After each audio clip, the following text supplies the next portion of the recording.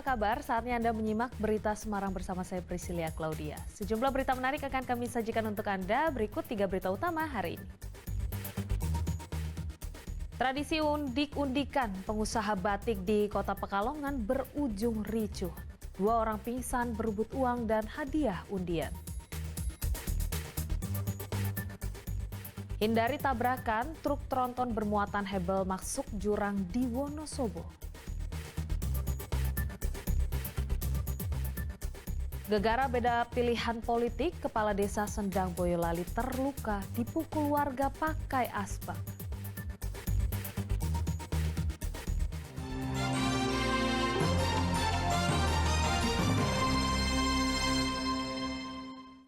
Tradisi undik-undikan seorang pengusaha batik di Kota Pekalongan berujung ricuh. Acara syukuran itu dihentikan karena 2 orang pingsan dalam kerumunan massa yang berebut uang dan hadiah undian. Tepat di depan rumah seorang pengusaha batik di Kelurahan Buaran, Banyu Urip, Kota Pekalongan. Orang-orang berkumpul menanti uang yang akan disebar atau yang dikenal dengan tradisi undik-undikan.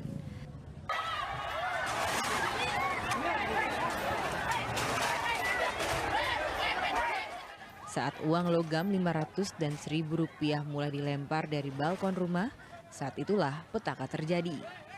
Warga yang berkumpul saling dorong demi mendapatkan pundi-pundi uang itu. Kondisi semakin memanas saat sang pengusaha menyebar uang kertas 5.000 dan kupon undian yang dibungkus dalam permen. Undian yang berhadiah lemari es, kipas angin, beranak nasi hingga kompor itu membuat warga semakin gelap mata. Peristiwa yang terjadi pada 6 September lalu ini pun berujung ricuh. Ada lempar-lempar sandal, patung. Tadi ada yang kecepit gitu, keinjak gitu nggak? Loh, banyak. Banyak. Ya. 2 orang sampai pingsan karena saling dorong. Polisi akhirnya meminta agar tradisi undik-undikan dihentikan agar korban tidak bertambah. Namun permintaan itu tak diindahkan sebab sang pengusaha takut rumahnya diamuk ribuan orang yang sudah menunggu. Resiko yang besar karena jumlah massa yang banyak. Tapi yang bersangkutan khawatir kalau nanti rumahnya diamuk massa, sehingga ya sebagian sudah dibagikan karena melihat situasi tidak kondusif di lapangan, ada yang berdesak-desakan, akhirnya kita hentikan. Namun acara tetap dihentikan polisi. Warga tetap di halaman rumah berkerumun mencari sisa uang yang dilempar. Tersiar kabar jika uang dan hadiah undian yang dibagi berjumlah 35 juta rupiah. Tradisi undik-undik digelar sang pengusaha adalah bentuk tasyakuran karena anak balitanya yang baru bisa berjalan atau undu-unduan lemah. Kuncoro Wijayanto melaporkan dari Kota Pekalongan. Hindari tabrakan adu banteng, sebuah truk tronton bermuatan hebel masuk jurang di Wonosobo. Meski kondisi truk rusak berat tetapi sopirnya selamat.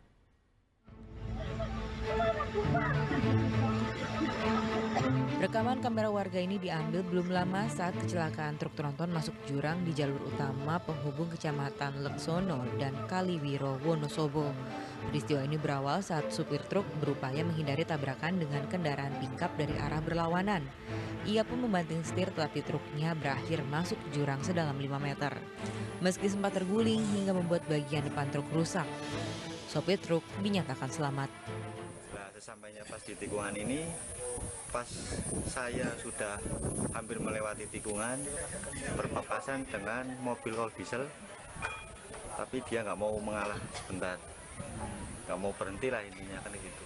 Akhirnya setelah udah dekat sama mobilnya hampir adu banteng, saya ambil kiri, akhirnya ban belakang saya jatuh dari aspal, akhirnya terguling. Proses tergulingnya itu sampai berapa kali, Mas? 2 kali, Mas. 2 kali. Terguling 2 kali.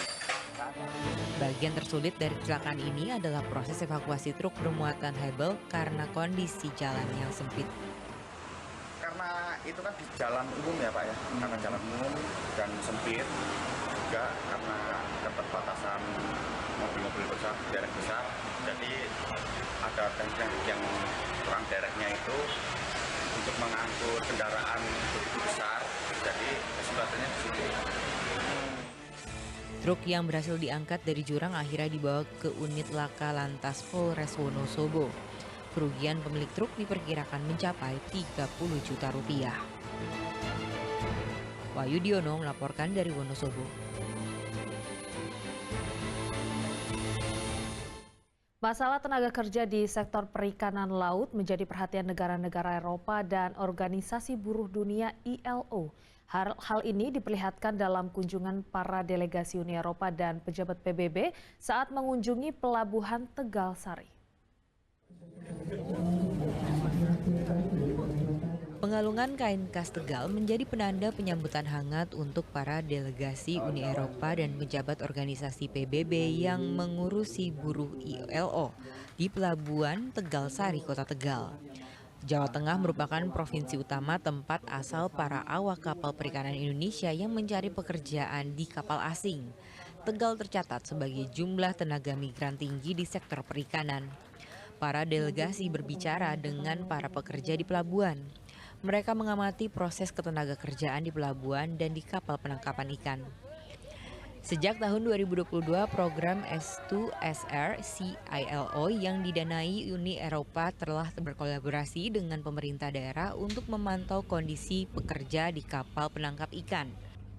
But in the draft we have a chapter on trade, sustainability and labor standards. So we want to make sure that our joint trade, so how we sell and buy from each other, is conducive to better social standards both in Europe and Indonesia. So we want, through this trade partnership, to increase the added value of the product that come from Indonesia. So higher value product, more money for Indonesians, but this has to be spread more evenly among workers. Delegasi Uni Eropa menekankan pentingnya industri perikanan bagi perekonomian, tetapi kondisi dan hak pekerja perikanan terutama di atas kapal juga harus diperhatikan. When we talk about migrant fishers, we tend to be male. So not just the ship-to-shore rights program, but some of our other sister programs within the ILO, we follow the program approach. We try to coordinate internally ourselves. We really put a focus on women and children. So I think it's really important to look at them and also their particular vulnerabilities related to the sector. And I think that has come to light and more concern, including zeroing in on particular channels of perhaps migration that are particularly more restricted women associated in this sector. Sejauh ini delegasi negara-negara anggota Uni Eropa dan ILO mengapresiasi kinerja pemerintah Provinsi Jawa Tengah dalam melindungi hak-hak pekerja maritim. Delegasi juga menekankan pentingnya kolaborasi yang berkelanjutan antara negara-negara Uni Eropa. Sugiartono melaporkan dari Kota Tegal.